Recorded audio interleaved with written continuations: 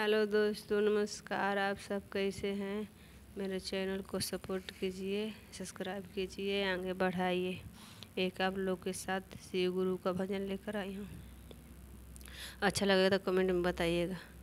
चलल चलावल गईनी गुरु के चरनिया रे भोला के चरनिया हो।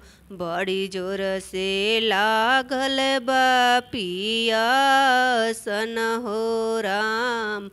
बड़ी जोर से लागल बा पियासन हो राम।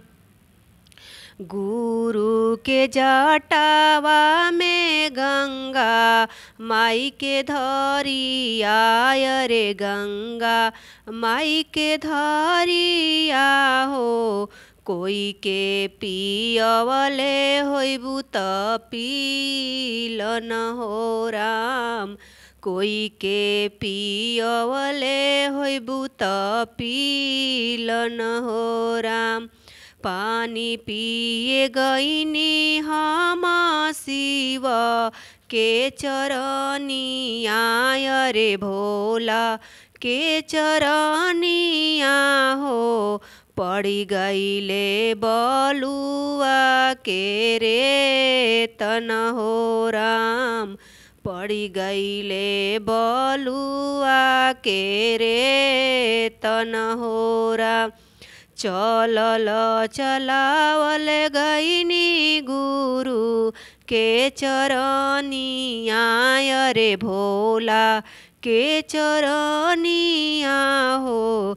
बड़ी जोर से लागल बाटे भूख न हो राम।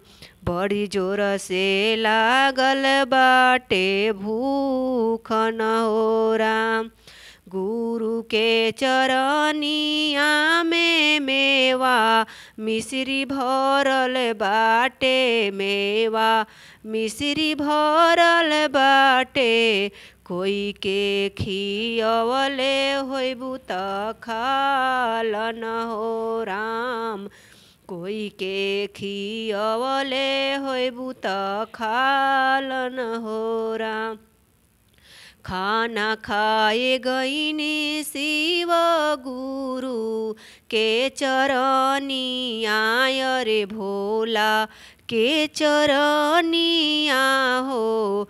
जामी गईले पीपारा के पातन हो राम।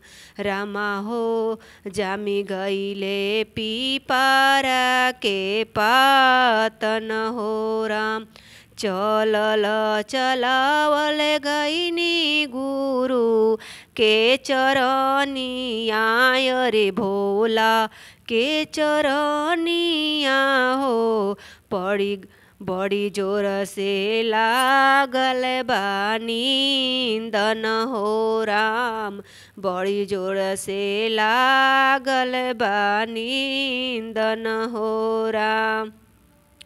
गुरु के चरनिया में तोस कगलैया रे तोस कगलैया हो। कोई के सोअवले होखबू त सोलन हो राम।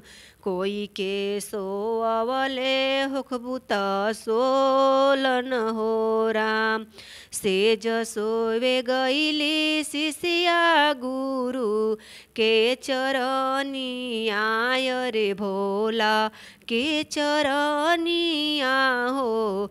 जामी गईले रे गनी के काटन हो राम।